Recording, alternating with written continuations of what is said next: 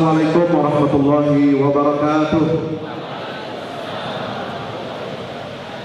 Alhamdulillah, wassalatu wassalamu ala rasulillah wa ala alihi wa sahbihi wa man tabi'ahu wa nasarahu wa wala. La hawla wa la quwwata illa billah, amma ba'du. Saudara hadirin hadirat jamaah yang dimuliakan Allah Subhanahu wa taala, para peserta silaturahim akbar Guru TPQ Solo Raya yang saya hormati, guru saya Kiai Haji Dr. Ahmad Lutfi Fatullah MA, beliau Direktur Pusat Kajian Hadis di Jakarta Islamic Center Baitul Mu'min. Yang saya hormati teman-teman, para sahabat, guru-guru, para muallim dan muwajjih Al-Quran, yang mudah-mudahan kita semuanya senantiasa dirahmati dan dimuliakan Allah Subhanahu wa taala. Amin ya rabbal alamin.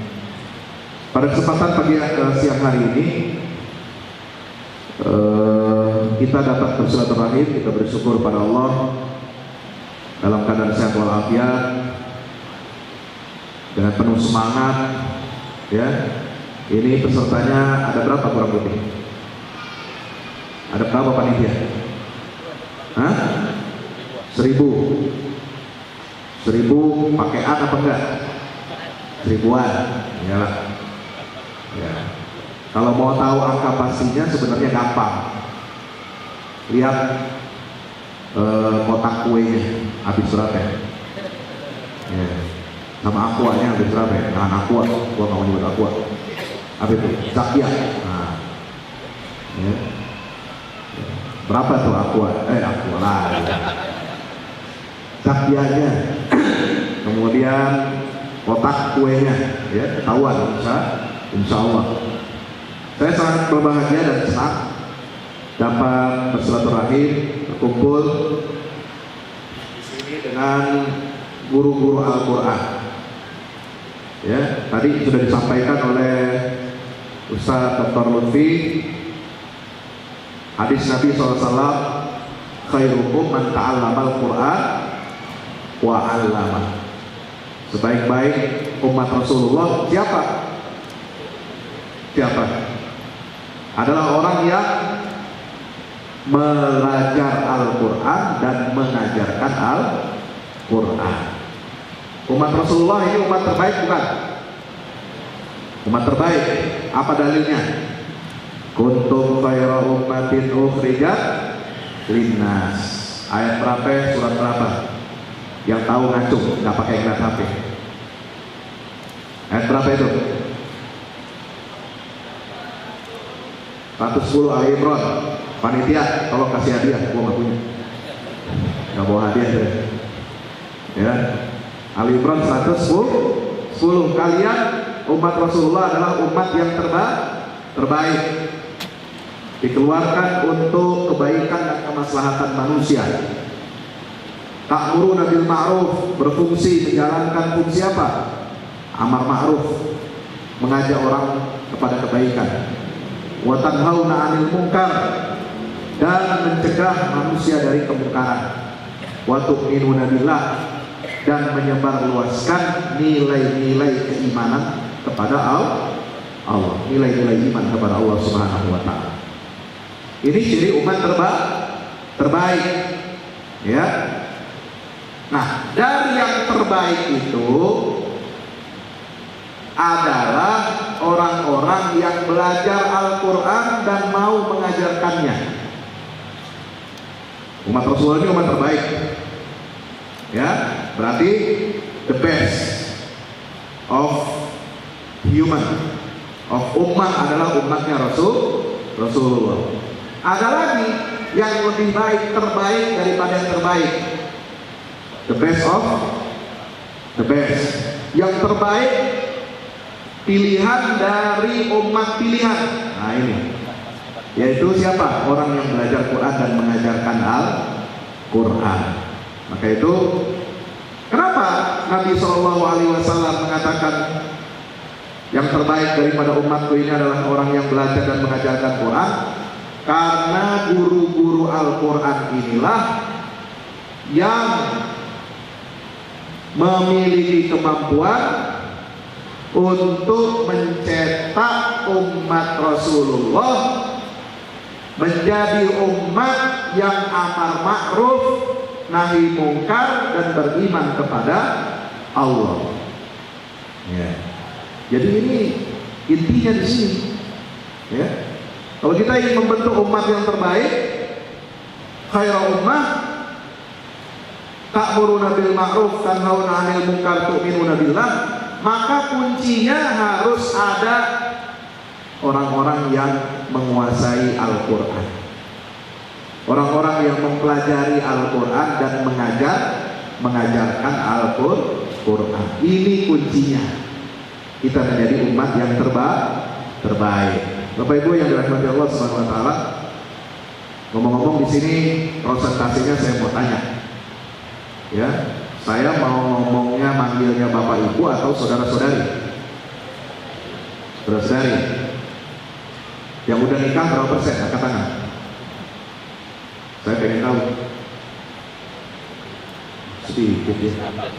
So, yang udah nikah, Ustaz, lu udah nikah? Oh, udah. Kalau mau lagi, boleh juga. Yang lain sini, yang laki-lakinya, yang udah nikah, bawa bapak, udah punya anak. Apa yang belum punya anak? Oh iya, dikit juga ya. Berarti mayoritas adalah belum menikah. Ya, berarti yang menikah di sini minoritas. Mohon maaf Ustaz. Ya, kita jadi minoritas di sini. Ya, jadi makhluk langka. Sebab di sini kebanyakan mayoritas kepada jomblo. Nah, saya ingin menyampaikan tentang bagaimana kita membentuk generasi Quran. Peran guru ngaji. Ya, pertama guru ngaji ini harus tahu pegang kunci-kunci Al-Quran. Ya, kunci-kunci Al-Quran itu apa sih? Apa tema pokok Al-Quran? Ada yang tahu? Tema pokok Al-Quran itu ada 7. Insya Allah yang ada terkandung di dalam surat Al-Fatihah. Surat apa? Surat apa? Jangan salah ucap. Jangan Al-Fatihah. Al-Fatihah artinya beda. Ya, saya nggak mau nyinggung masalah-masalah lain. Pokoknya tahunya artinya beda ya. Kalau yang satu artinya pembukaan, yang satu artinya menghancurkan. Ya, yaktiku, kata yaktiku bihi, itu menghancurkan. Ya, maka kita lihat di sini surat Al-Fatihah itu isinya adalah pokok-pokok Al-Quran. Ya, pokok-pokok Al-Quran ada 7. Intisari ajaran Al-Quran ada 7. Apa saja? Ada yang tahu? Yang pertama adalah tauhidullah, yaitu tauhid kepada Allah Subhanahu wa taala. Kita pertama dikenalin apa? Bismillahirrahmanirrahim. Alhamdulillahirabbil. Itu semua adalah asma Allah. Bagaimana kita mengenal Allah? Ya, mentauhidkan Allah Subhanahu wa taala. Kata Imam Ibnu Rajab Al-Hambali dalam kitabnya Kalimatul Ikhlas, beliau menyatakan ma min ni'matin an'amallahu biha 'alal ibad a'zama min an arrafahum bila ilaha illallah. Tidak ada satu nikmat yang Allah karuniakan kepada semua hambanya, semua manusia. Tidak ada nikmat yang Allah karuniakan kepada hamba lebih besar, lebih agung, lebih mulia daripada nikmat Allah mengenalkan kepada kita apa? La ilaha illallah. Tidak ada Tuhan kecuali Allah Subhanahu wa ta'ala. La ilaha illallah ini adalah kalimah thayyibah. Betul. Apa dalilnya? Surat Ibrahim ayat 24. Alam tara kaifa daraballahu mathalan kalimatan thayyibatan kasyajaratin thayyibah asluha thabitun wa far'uha fis samaa tu'ti ukulaha kulla hin bi'izni rabbiha wa yadribullahu al-amthala lin-nasi la'allahum yatafakkarun. Siapa yang sudah hafal di sini guru Qur'annya? Pada hafal Quran semua belum? Belum ya? Sudah hafal berapa juz minimal? Hah? Panitia sudah punya datanya? Guru Qur'annya sudah hafal berapa juz? Belum? Ya. Nanti tolong didata ya. Guru Quran ini harus punya hafalannya sekian juz, murojaahnya setiap hari berapa lembar, insya Allah. Kalimat thayyibah adalah kalimat la ilaha illallah yang diperumpamakan oleh Allah dalam Al-Quran itu seperti pohon yang bagus. Pohon yang bagus cirinya 3, kata Allah di dalam ayat ini. Apa? Asluha thabit, akarnya kuat, akarnya menghunjam, ya. Kemudian yang kedua, far'uha fis sama, dahannya menjulang ke langit.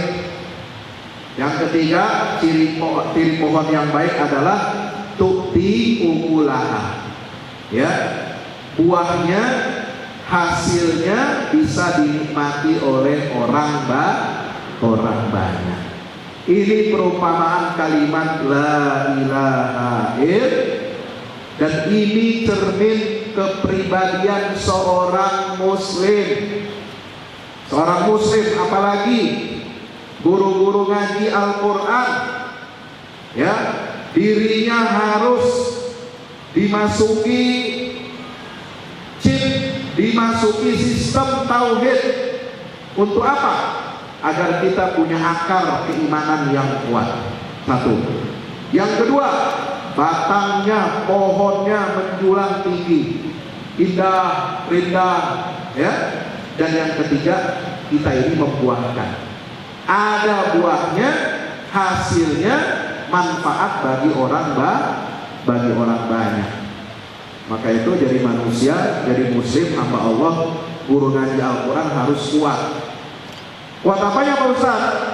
Kuat mentalnya, ya. Kuat mentalnya, nggak gampang dicabut akarnya, ya. Di sini guru ngaji laki-laki, guru ngaji perempuan, ya. Kalian jangan seperti pohon apa ya? Pohon singkong. Tahu pohon singkong? Pohon singkong udah dahannya tipis, ya kan? Betul. Akarnya nyambung sama buahnya. Jadi kalau kita mau ngambil singkong, kita cabut sama akar-akarnya. Betul. Orang Islam jangan seperti pohon singkong. Mau ngambil buahnya, mau dimakan, dia cabut seakar-akarnya. Ya. Orang Islam itu akarnya harus kuat, dahannya kuat, menjulang tinggi, menghasilkan buah. Tapi yang paling inti adalah akar yang kuat. Kalau akarnya kuat, pohon mau dia ditebang, mau dia dibakar, bakal tumbuh lagi. Betul. Insya Allah, ya, pohon menjulang, ya, kayak pohon apa, macam-macam. Yang kuat-kuat, yang bagus, dia ditebang, dia tumbuh lagi. Asluha thabit, karena dia akarnya ada, ya. Jangan akarnya nyambung sama buahnya, dicabut semua. Kalau kita mau nanam lagi dari nol. Nah itu. Asluha thabitun wa far'uha fis sama, menjulang tinggi ke langit dan punya buah hasil yang bisa dinikmati oleh orang banyak. Bapak Ibu Saudara yang dirahmati Allah. Yang kedua, tema Al-Quran yang paling pokok adalah tentang nubuwah, yaitu kenabian. Insya Allah. Di dalam surat Al-Fatihah itu ada tentang nubuwah. Nubuwah itu ada mengalir di dalam Al-Quran tentang kisah para nabi dan rasul. Kenapa Allah turunkan atau wahyukan kepada para nabi dan rasul, mengutus para nabi dan rasul adalah untuk menjadi penerang, menjadi pelita di tengah-tengah kegelapan, di tengah kegelapan yang penuh dengan kemusyrikan. Maka Allah menurunkan pelita-pelita dalam kehidupan kita, petunjuk-petunjuk jalan, ya, yaitu para nabi dan rasul. Di dalam surat Al-Fatihah apa?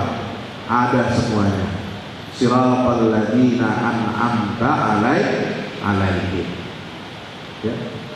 Nabi-nabi dan rasul itu adalah orang-orang yang diberikan nikmat oleh Allah Subhanahu wa taala, diberikan karunia yang begitu banyak, ya, sehingga jalan yang mereka tempuh itu adalah jalan yang lurus, siratal mustaqim, yang mana kita minta kepada Allah agar kita senantiasa berada di atas jalannya para nabi dan rasul.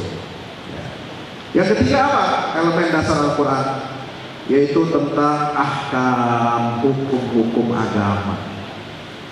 Hukum-hukum agama, ada hukum tentang halal dan haram, hukum dalam keluarga, hukum dalam hubungan sosial, hukum di dalam ekonomi, hukum dalam politik, milih pemimpin, milih jodoh, ada, ya, milih pemimpin sama dengan milih jodoh, milih istri, milih calon suami, ya, syaratnya harus beriman kepada Allah, baru perkawinannya sah.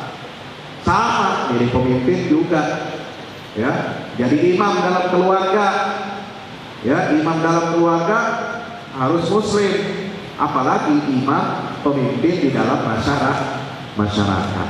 Ya, ini semua ada dalam Al-Quran, ya. Maka itu ahkam adalah sebagai bentuk perwujudan ketaatan kita kepada Allah. Kalau kita sudah bersaksi asyhadu an la ilaha illallah wa asyhadu anna muhammadan rasulullah, itu artinya kita konsekuensi kita untuk beriman kepada Allah, bukan hanya beriman percaya bahwa Allah itu satu, Allah itu esa, tetapi juga kita harus meyakini bahwa hukum yang terbaik adalah hukum dari Allah Subhanahu wa ta'ala. Syariatnya harus kita pegang teguh, jangan kita tinggalkan, jangan kita langgar perintah-perintah ataupun larangan dari Allah Subhanahu wa ta'ala. Maka dalam Quran banyak sekali hukum-hukum, ya, hukum-hukum dalam Al-Quran banyak. Kemudian ada al-wa'du wal-wa'id, ada janji dan ancaman. Nah, guru-guru ngaji Al-Quran, ya, harus tahu bahwa ajaran dasar Al-Quran ini adalah berkaitan dengan hari kiamat. Karena itu elemen dasar Al-Quran adalah tentang keimanan kepada hari kiamat, ya. Salah satu elemen yang terpenting adalah al-wa'du, memberikan janji, janji yang benar, karena janji Allah pasti benar, bukan janji palsu, bukan janji yang manis-manis tapi nggak bisa diwujudkan. Janji Allah adalah hak. Wa'dallahi la yukhliful mi'ad. Allah tidak akan melanggar janji apa yang sudah dijanjikan. Orang yang beriman dapat balasan yang baik. Orang yang beramal soleh dapat ganjaran yang baik, dapat surga, dapat kenikmatan di akhirat, bahkan dapat kenikmatan yang ada di dunia ini, perlindungan dari Allah Subhanahu wa ta'ala. Ya, dalam surah apa? Fussilat ayat 30, Allah Ta'ala menyatakan, innal ladzina qalu rabbuna Allah tsumma istaqamu tatanazzalu alaihimul malaikah alla takhafu wa la tahzanu wa abshiru bil jannati allati kuntum tu'adun nahnu awliya'ukum fil hayatid dunya wa fil akhirah walakum fiha ma tashtahi anfusukum walakum fiha ma tad'un. Maka guru ngaji ini harus istiqomah. Istiqomah. Kalau orang istiqomah, ya bukan yang namanya istiqomah. Ada yang istiqomah di sini? Pasti ada salah satu. Karena itu nama yang sering dipakai oleh orang umat Islam kita. Ya, orang yang istiqomah dalam beriman, mengajarkan nilai-nilai Al-Quran, ya, mengamalkan nilai-nilai Al-Quran, oh balasannya luar biasa. Janji dari Allah, tatanazzalu alaihimul malaikah, malaikat-malaikat turun membawa rahmat dari Allah Subhanahu wa taala, ya, memberikan kabar gembira, memberikan semangat, optimisme. Allah takhafu, wahai guru-guru ngaji Al-Quran, jangan kalian takut. Wahai guru-guru ngaji Al-Quran, jangan kalian tahzanu, jangan kalian sedih. Kenapa? Rezekimu ditanggung oleh Allah. Ya, insya keadaan kamu akan dijaga oleh Allah. Kemudian imanmu akan dijaga oleh Allah. Ya, kamu akan terus dalam bimbingan Allah Subhanahu wa taala. La tahzanu wala takhafu wala tahzan. Jangan kamu takut, jangan kamu sedih. Wa abshiru, kata malaikat, berikan kabar gembira kepada mereka. Ya, bil jannatil lati kuntum tu'adun. Ini janji nih, wa'ad dari Allah Subhanahu wa taala. Ya, janji mendapatkan surga yang telah kalian dijanjikan oleh Allah Subhanahu wa taala. Nahnu awliya'ukum fil hayatid dunya. Kami, kata Allah, yang memberikan jaminan. Kami berikan perlindungan sepenuhnya. Ya, garansi. Ya, kami garansi kehidupan Anda di dunia dan akhirat. Dan kamu semua di dalam surga akan mendapatkan apa yang kalian inginkan. Semua yang kalian inginkan itu akan diijabah dan dikabul oleh Allah Subhanahu wa taala. Sebaliknya, kalau orang yang ingkar, orang yang kafir, meskipun di dunia kelihatannya mewah, enak, nyaman, ya, bergelimang dengan harta, bergelimang dengan kemewahan dunia, tapi Allah mengancam mereka.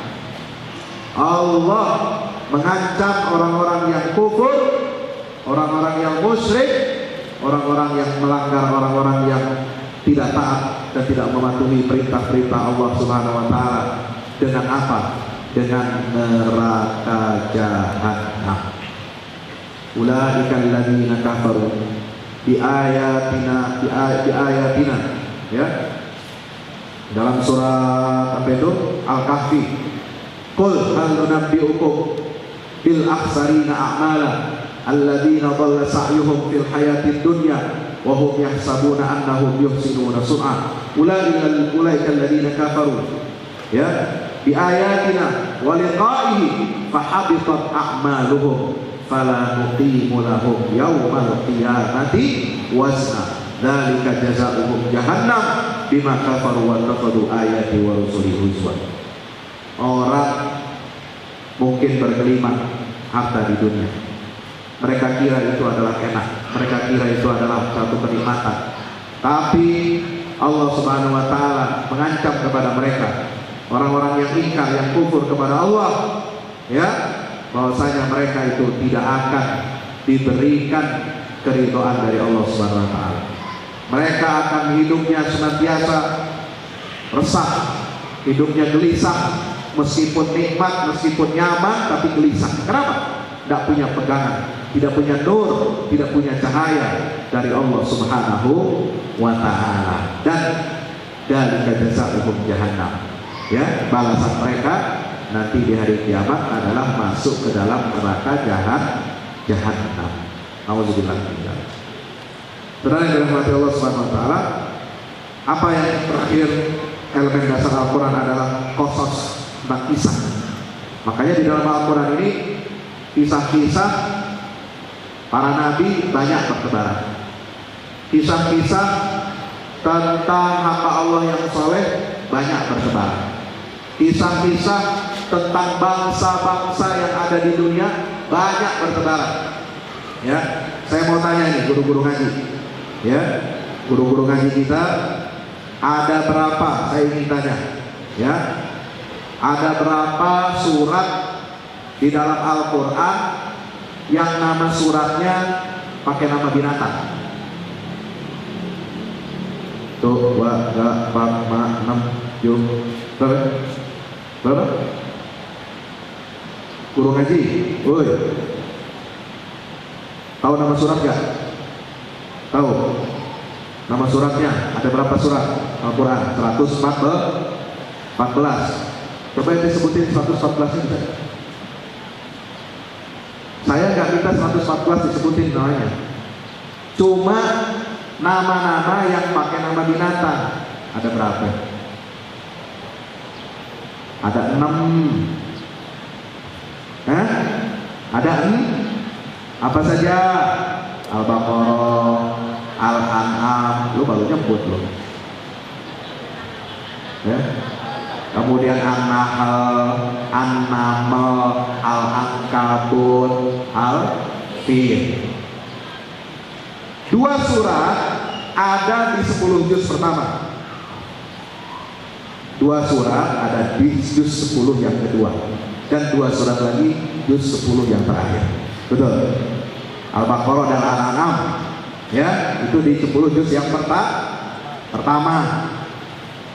Kemudian An-Nahl, ya, dengan apa? An-Naml itu 10 juz yang kedua. Al-Ankabut juz 21, Al-Fil juz 30.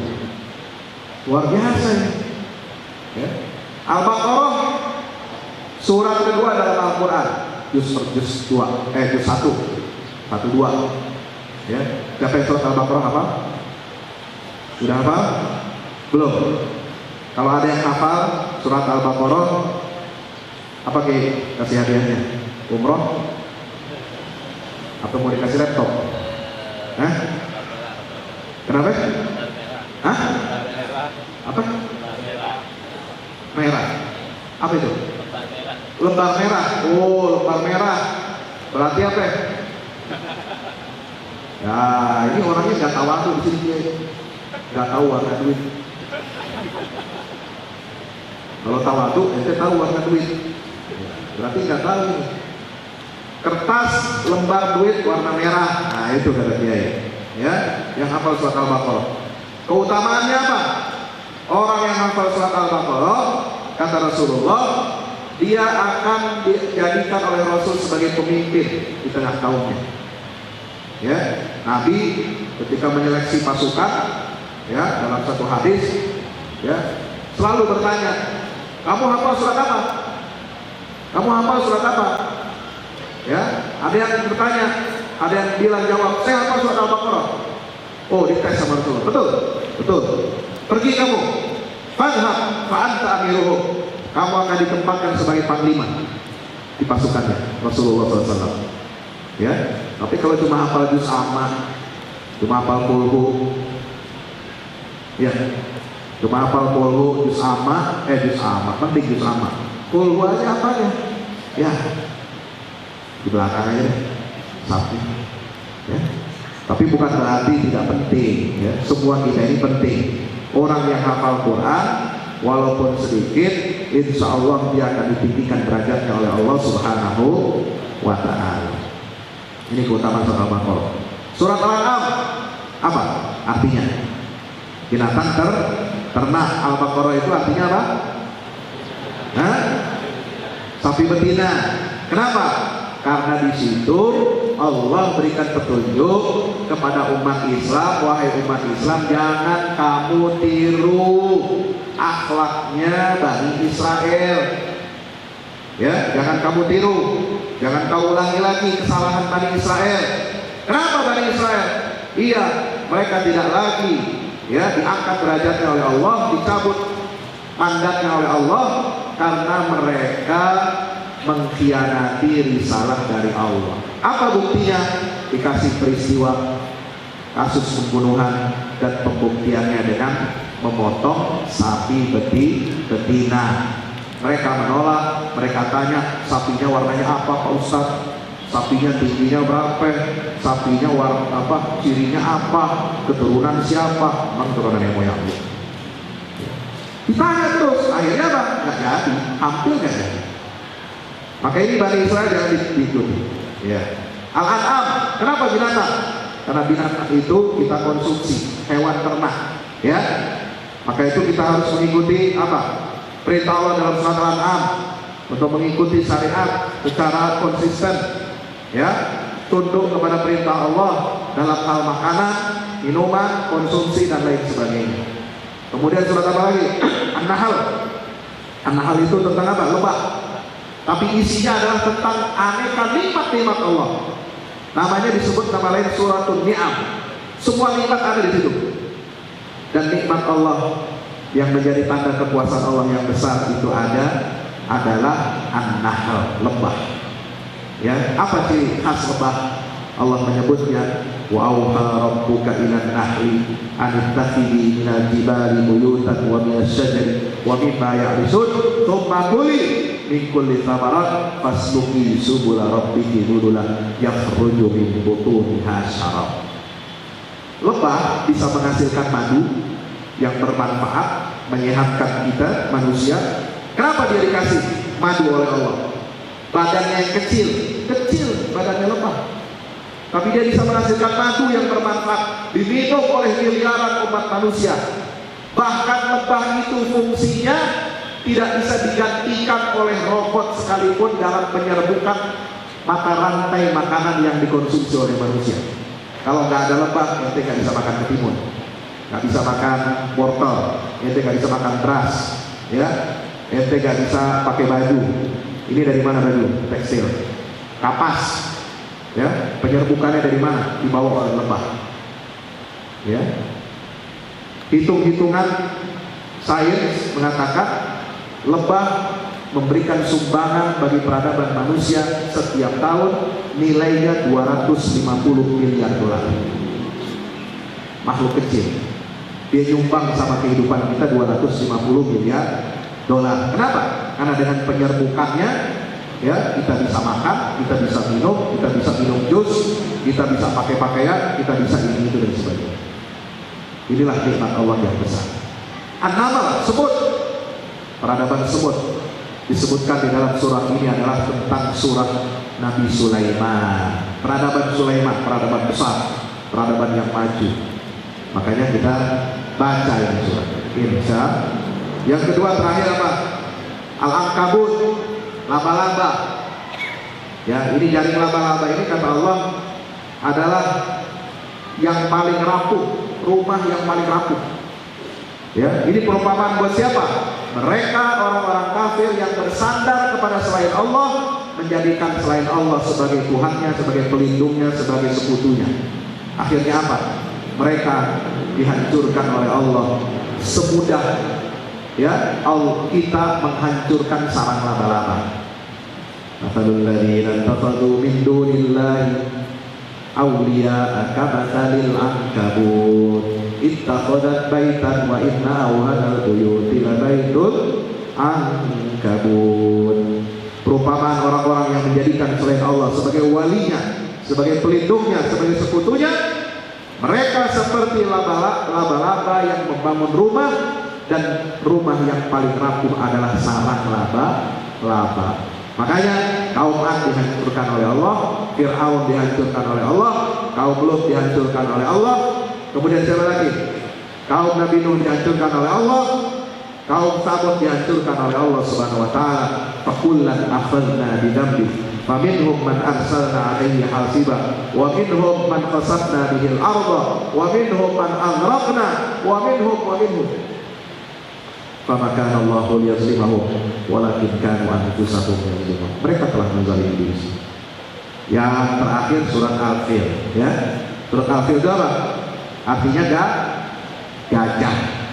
Kenapa pakai simbol gajah? Allah ingin menjaga Islam ini. Islam ini pasti akan dijaga oleh Allah. Kenapa? Peristiwa Ka'bah akan dihancurkan oleh Abraham. Lihat perkataannya siapa? Abdul Muttalib, kakek Nabi kita Muhammad SAW. inna lihadzal baiti rabban yahmihi. Ka'bah ini punya Tuhan, ada pemiliknya, dia pemiliknya yang akan menjaga Ka'bah ini. Islam ini punya Allah, umat Islam ini punya Allah, maka Islam dan umat Islam akan dijaga oleh Allah Subhanahu wa taala dari makar orang-orang yang membenci, memusuhi dan ingin menghancurkan kita umat Islam. Makanya di mana-mana, sedikit terakhir, di mana-mana di seluruh penjuru bumi Allah, ternyata di situ ada orang Islamnya, ada dai-nya, ada guru ngaji Qur'annya. Insya, bayangkan, kita nggak terpikir di Papua. Saya baru datang ketemu kemarin sama seorang ustaz di Papua pedalaman. Kita nggak mikir di situ ada orang Islam. Ada juga orang Islam. Ada juga yang jadi guru ngaji. Luar biasa. Allah punya cara tersendiri. Dia bagaimana bisa menjaga agama yang diturunkan, yang diridhoinya kepada Rasulnya Muhammad. Allah akan jaga sampai hari kiamat. Dan salah satu cara Allah menjaga Islam ini adalah dengan melahirkan guru-guru ngaji seperti Anda semua. Amin ya rabbal alamin. Mudah-mudahan bermanfaat bagi kita semuanya, dan mari kita berbangga, ya, bertekad untuk menjadi guru ngaji yang terbaik, untuk menjadi umat yang terbaik dari kalangan umat Rasulullah Sallallahu Alaihi Wasallam. Insyaallah. Amin ya rabbal alamin. Udah begitu aja Pak ya. Ini apa lagi kita? Ada tanya jawab enggak kan? Bagaimana jawab enggak? Enggak ada. Ya udah. Baik, kalau begitu kita akhiri. Saya mohon maaf ya kalau ada kata-kata yang salah, dan terima kasih atas segala perhatiannya. Ya, yang benar datang dari Allah, yang salah datang dari diri saya, dan saya mohon ampun kepada Allah Subhanahu wa taala. Aqulu qouli hadza wa astaghfirullah li wa lakum. Wassalamu alaikum warahmatullahi wabarakatuh.